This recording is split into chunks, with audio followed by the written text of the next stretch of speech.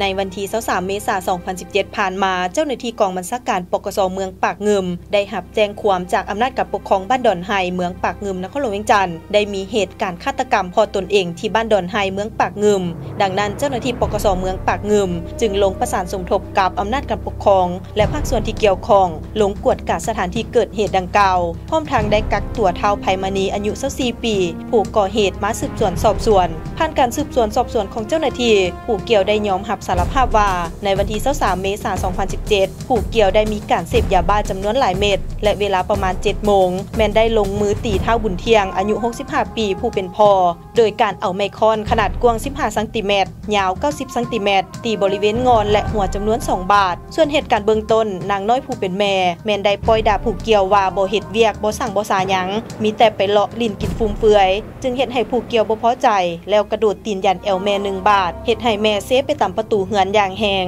ในเวลานั้นเองเฒ่าบุญเทียงผู้เป็นพ่อได้เหลียวเห็นจึงห้องด่าผู้เกี่ยวตื่มอีกพร้อมทั้งยางไปหาผู้เกี่ยว